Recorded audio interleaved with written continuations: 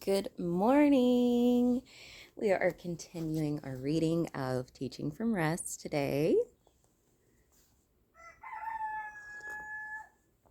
I hope you have enjoyed it so far.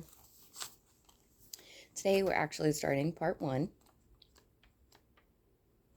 which was the cake under the couch. Got a little curl going on there.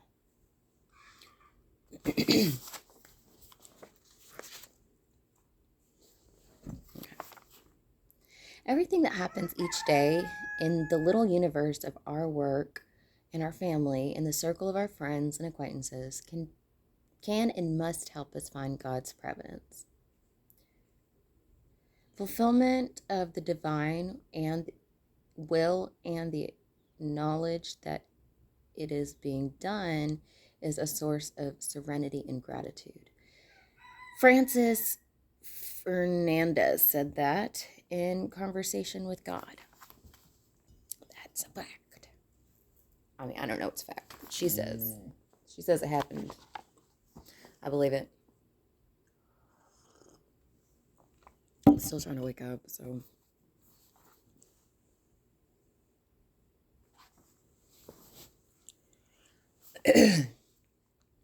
Rest begins with acceptance, or perhaps more accurately, with surrender. There will always be more you can do. You will never complete your tasks entirely, because just on the horizon is tomorrow, and tomorrow the to-do list starts anew. It is so exhausting, sometimes even demoralizing, to realize that our work in raising up and teaching our children is never really done. But we must remember that we were never intended to finish it. In Holiness for Housewives and Other Working Women, Hubert Van Zeller tells us the whole business of serving God becomes simply a matter of adjusting yourself to the pressures of existing conditions. This is the first lesson for the Christian wife and mother today, to let go of what may once have been and under the circumstances might now be, a recollected self, and take on with both hands the plan of God. Rest begins with acceptance, or perhaps more accurately with surrender. That's the larger text there. What are those exciting conditions? Existing. Or exciting, whatever. What are those existing conditions? What is keeping you from speeding through the reading curriculum, flying through the math book, checking off lesson plans, and maximizing efficiency? I'd say cooperation from both parts. Usually the answer is people. Okay, yes. Can you hit the pause button on your frustration long enough to realize that people rank infinitely higher than anything else on the list? Yes. Have you considered that God may have scooted these people into view for the very purpose of slowing you down? Perhaps.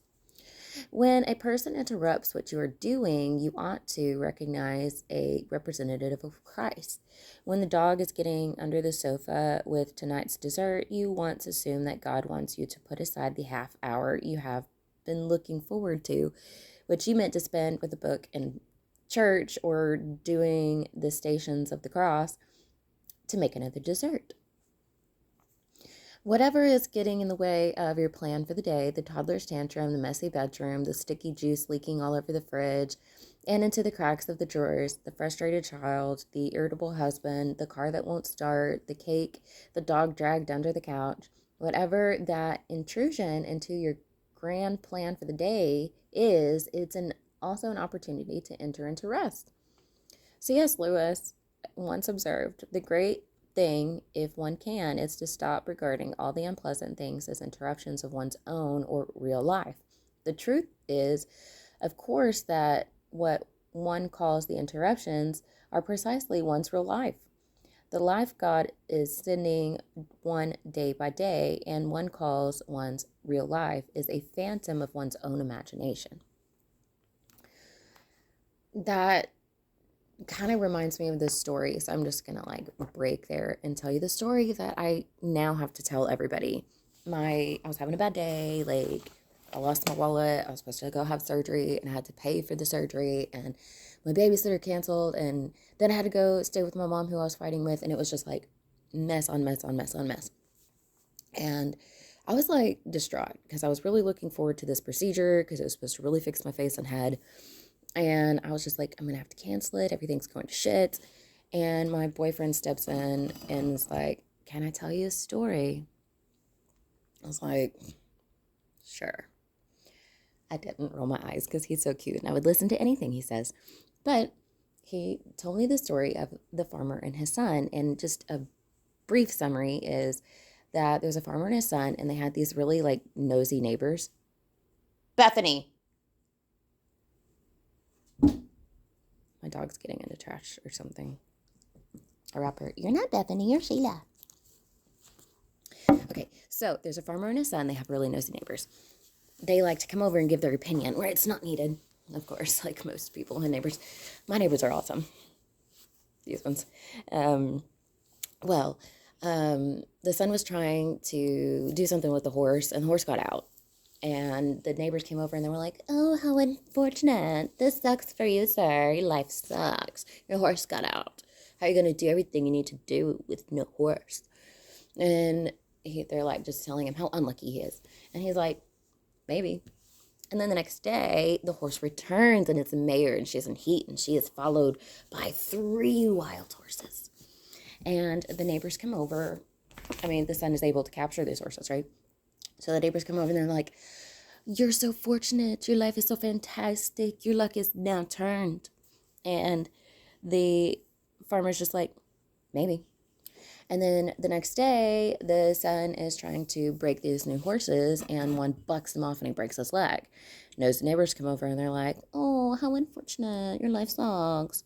Your luck has not turned. You're so very unlucky. And the farmer's just like, maybe. And then the next day, there's a war going on. They're drafting folks, and the government comes by trying to get the son. And guess what? They didn't take him because he had a broken leg. And the neighbors come over and they're like, you're so fortunate. Your luck has changed. And the farmer's just like, maybe. So that was just like so enlightening for me, because it's like everything happens for a reason, and everything happens for a reason we don't know yet. And it could be a good or bad thing that happens, and it's going to cause a change that's needed. But it also shows me like when you're on the bottom, your luck can change like that and you can be on the top. And same, like when you're on the top, your luck can change like that and you can be on the bottom. But it was just a really great eye-opener for me, because it's like, no matter what happens, like John locked my keys in my car for 2 days, and we needed to go get food and feed for the animals. And I could not get into my car, and I was just so frustrated. My hands were freezing out there trying to pick the lock. And 3 days into it, I was like, I wonder if I can get in the trunk easier. And I just go push the button and the fucker opens. And normally I would have been so mad that I wasted 3 days here with no food and no feed for the animals. But there must have been some reason why we were held captive in this house for 3 days. That's how I look at it. So everything happens for a reason. And if it seems like an interruption, just embrace it. I feel like that's what they're saying here. We can't really rest in God's care until we trust that He will indeed care for us. And that means I can't teach from rest until I trust Him with my kids' education too. I am not meant to take on this task of teaching and raising my children in my own strength, and neither are you. We are, however, meant to recognize every facet of our day as coming from the hand of God. It all passes through His fingers first, and He uses it to make sure that we can learn, or we lean hard on Him. Surrender your idea of what the ideal homeschool day is supposed to look like, and take on with both hands what the day really is. Rest begins with acceptance and surrender. Can we accept what He is sending today? I'm having a major hot flash, sorry. Can you see me hot? Can you see me sweating? This one is called Rest is Not Ease. Not the truth. Hello, happy feet. He said hi back.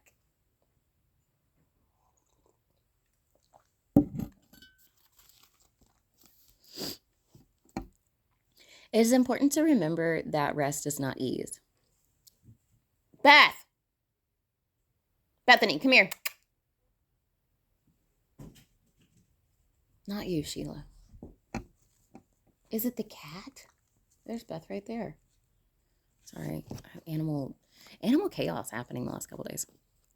Get off me, Sheila. I'm not petting you right now. Okay, it's important to remember that rest is not ease. It isn't idealism. It isn't simple and peaceful in the sense of being easy or gentle. Teaching from rest is meaningful learning and growth, but without the anxiety and frenzy so common in our day. Contrary to what you might think at first when you hear teaching from rest will take diligence, attention, and a lot of hard work. Unshakable peace does not come from getting through a certain amount of material over a specific amount of time, but it also doesn't come from throwing in the towel and giving in when things are hard. Peace comes from recognizing that our real task is to wake up each day and to get our marching orders from God.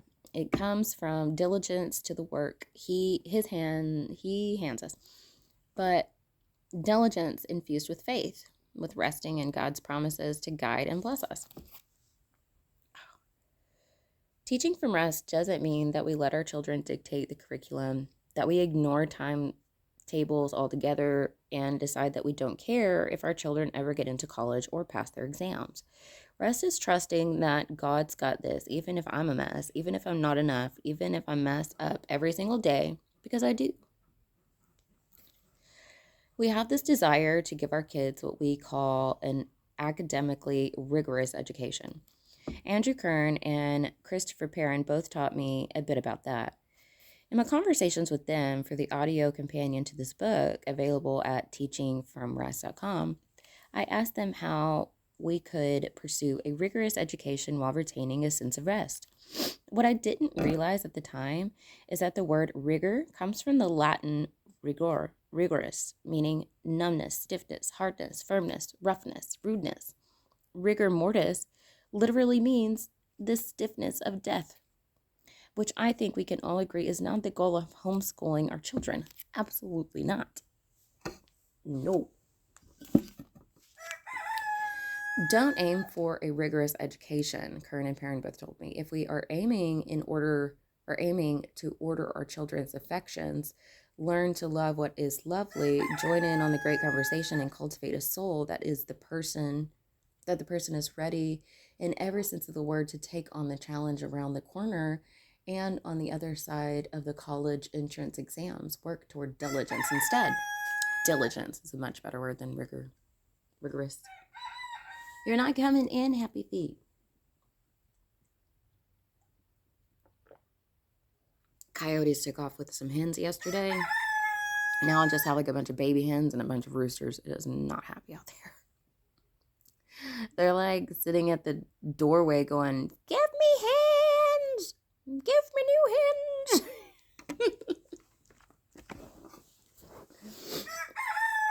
I can't get hens.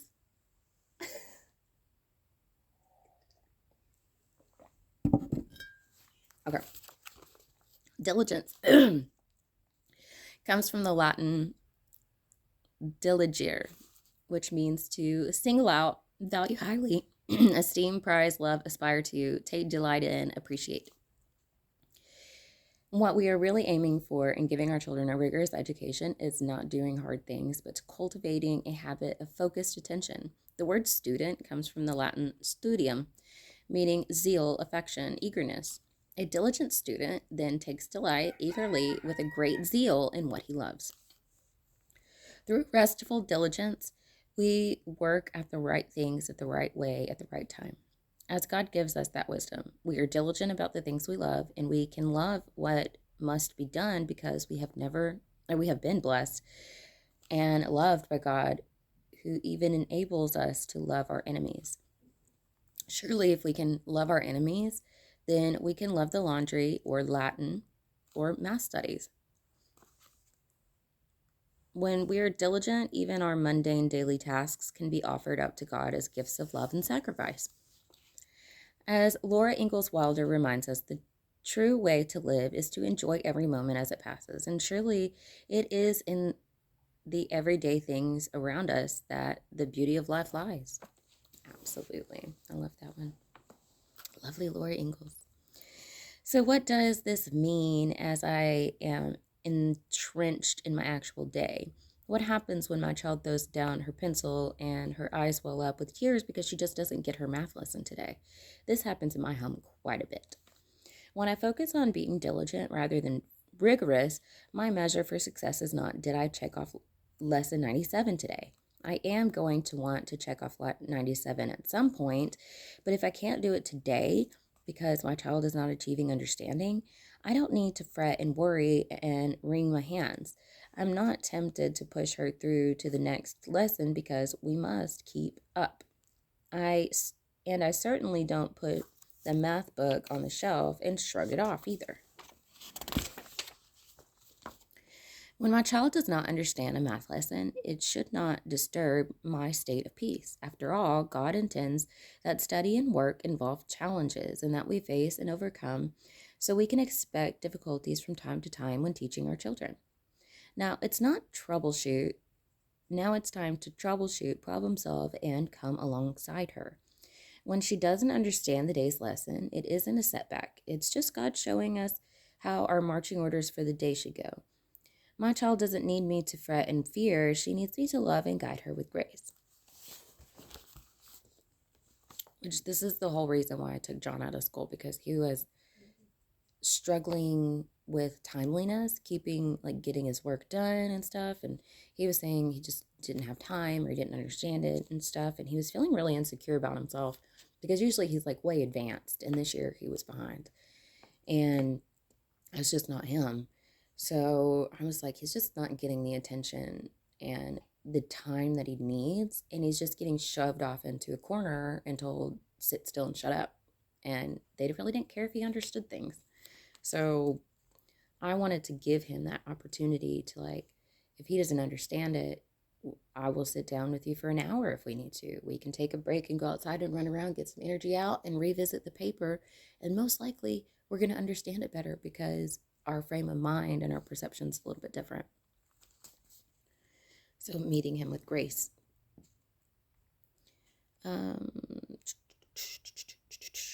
Teaching from rest means we don't panic when things don't go according to our plan. In fact, we plan for plans not always to work well. When I take on the challenge of this day with both hands and trust that we are right where he wants us, that's when I experience unshakable peace.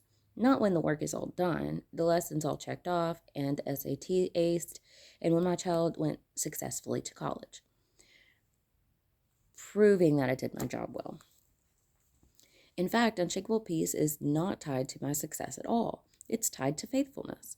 We rest in knowing that if our children grow up to ask us why we did what we did, why we focused on cultivating wonder and curiosity, on learning hard things such as Latin and algebra, why we didn't fill up our days but focused on living well and gazing on him, we can answer them with confidence. In his landmark book, Orthodoxy, G.K. Chesterton tells us that secular culture is made up of virtues run wild. And we see this tendency clearly when it comes to our teaching. If studiousness is a virtue worth cultivating, I find that I am drawn toward vice on either side of it. On one hand, I am drawn to steamroll over my kids, to lord over them with checklists and grade levels without regard to their nature as a unique person made in the image of God. On the other hand, I am drawn to negligence and carelessness. I comfort myself with adages about children learning all the time and hoping that my children will encounter an idea for himself without my interference. Fail to form my students' affections of There's just like a line of roosters chasing each other through the yard.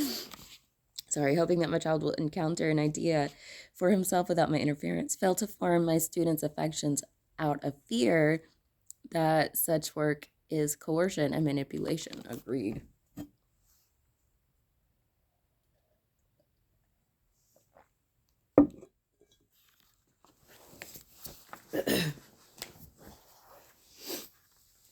Rest is the virtue between negligence and anxiety.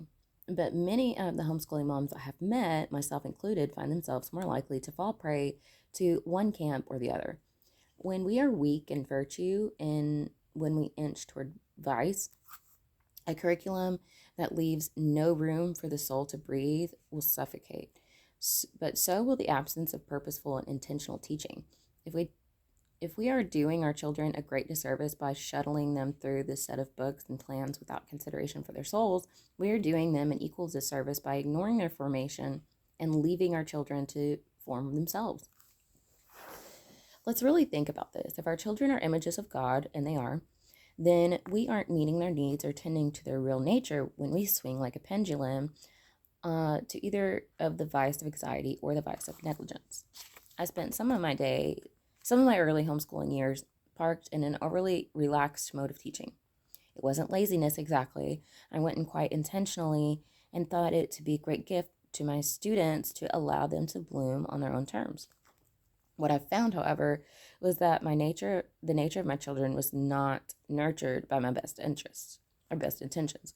My neglect for their formation reaped exactly what one might expect: laziness, carelessness, and self-centered view of learning. I thought I was meeting my kids where they were. I wrongly figured that if wisdom began with wonder, then as a teacher ought to step out of the way completely. In an effort not to stand between my students and his learning, I failed to build a bridge at all between the child in front of me and the man God intended him to become.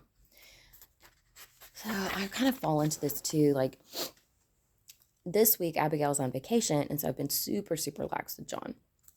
And I'm like, if you want to learn later, that's fine. If you want to do whatever you want to do, that's fine. But at some point in the day, we're going to do some kind of school stuff. And this week, it's mostly just been learning. We did some math. Reading, and then we did some math and chores and work outside, which is part of school, maintaining the home and learning work ethic and life skills on the farm and learning to take care of other lives. Those are our normal things. And then the learning things would have been the reading and the math. But I was a little bit too lax about stuff this week, and it showed that he is not going to do these things on his own. Obviously, he's a kid and he's 8, and he, would rather watch TV or play video games or on his phone or run outside and play war. So John-led school is not school. I can't let him lead. We won't learn. So I have to have a plan of action at some point. Like, we don't necessarily do times like at 8 o'clock we're going to do this and 10 o'clock we're going to do that. I just have like a to-do list in order of importance, and we just aim to get most of those things done, but we don't fret if we don't, because shit happens. Okay, so I don't remember the last thing I read. Let's really think about this. If our children are images of God, and they are, okay, we went there. I spent some of my early homeschooling, yes. Okay, the Greek historian Plutarch once wrote, "The mind is not a vessel that needs filling, but wood that needs igniting." Ooh. Modern translations of Plutarch's maxim tell us that education is not the filling of a bucket, but the lighting of a fire. We must remember that the fire does not need to be lit and then stoked, or else it will burn out. Teaching from rest is not the absence of wood or the abdiction of our responsibility to form and shape our students. In Luke 6:40, we learn that a student fully formed will become like his teacher. Clearly, then, a teacher cannot form and train a student by staying in the shadows. Rest, therefore, is not the absence of work or failure to consider and carry out a plan. It is work and leisure, properly ordered. It is doing the right thing at the right time, realizing that our task is to hear God's call and follow his commands, and then to trust that God will be God, to be at rest even while at work. Much of our anxiety in homeschooling could be sidestepped by simply acknowledging who we are trying to please. It sounds simplistic, but consider that your day, what you prioritize, prioritize and what you don't will likely look different depending on whether you are doing it all for his pleasure or doing it all or only some of it to please grandma, the neighbor, or anyone else. Who am I trying to impress anyway? What ends up on my list of essentials may not look remarkable to the state or to anyone else, but I just have to keep reminding myself that it doesn't matter. I cannot serve two masters, and neither can you. Whose well done are you working for? All right, so that concludes today's reading. Tomorrow we will start at Your Daily Grind is Holy Ground. So, there we go. Thanks for reading along with me again today. Have a lovely one.